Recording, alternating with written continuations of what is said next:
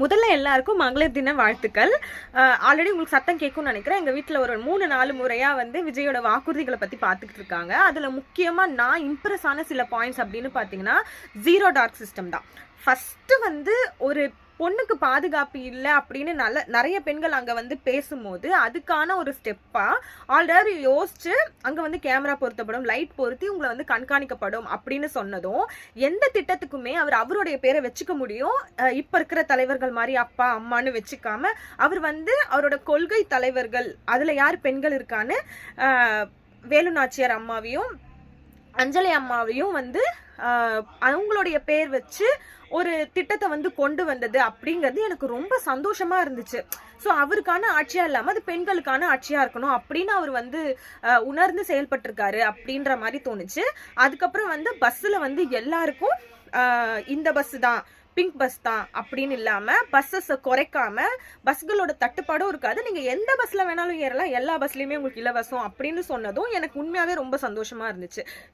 இங்கேருந்து இங்கே போகிறதுக்கு உங்களுக்கு இலவசம் அப்படின்னு இல்லாமல் நீங்கள் எங்கேருந்து வேணாலும் பயணிக்கலாம் அப்படின்னு ஒரு ஃப்ரீ மைண்ட் செட்டை கொடுத்துருக்காரு பொண்ணுங்களுக்கு அப்படின்னு தோணுச்சு. அதுக்கப்புறம் சானிடரி நாப்கின்ஸ் உண்மையாகவே அடடா அப்படின்னு இருந்துச்சு. யாருமே இது வரைக்கும் யோசிக்காத ஒரு விஷயத்த பற்றி சானிடரி நாப்கின்ஸை ரேஷன் கார்ட்லேயே வழங்கலாம், ரேஷன் கடையிலேயே அதை வந்து இலவசமாக வழங்குறோம் அப்படின்னு சொன்னது வந்து இப்போது நம்ம சானிடரி நாப்கின்ஸ் வாங்க முடியாமல் கூட இன்னமும் சில மக்கள் சில இடங்களில் துணிகளை பயன்படுத்திட்டு இருக்காங்க. அது உண்மைதான். ரொம்ப கிராமப்புறத்தில் இன்னமும் எனக்கு தெரியும் நிறைய பேர் துணிகளை வந்து ரொம்ப ஈஸியாக பயன்படுத்திட்டு இருக்காங்க. அதுக்காக அவங்க இன்ஃபெக்ஷன்ஸ் ஆகுறாங்க. நிறைய விஷயங்கள் அதில் வந்து இருக்குது. ஸோ அந்த விஷயத்த யோசிச்சு ரேஷன் கார்ட்லேயே வந்து சானிடரி நாப்கின்ஸை நாங்கள் வந்து இலவசமாக கொடுக்குறோம் அப்படின்னு சொல்லியிருக்கிறது உண்மையாகவே ஒரு நல்ல மூவ்னு நான் நினைக்கிறேன்.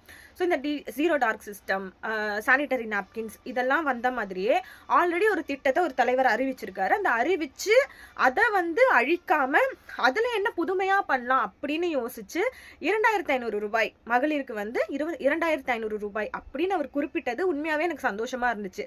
பொதுவாக வர தலைவர்கள் வந்து முன்னாடி இருக்கிற திட்டங்களை அதை மறைச்சிருவாங்க, அழிச்சிருவாங்க. இப்போ அம்மா உணவகம்னே ஒன்று இல்லாமல் செயல்பாட்டிலே இல்லாமல் இருக்கு இல்லையா?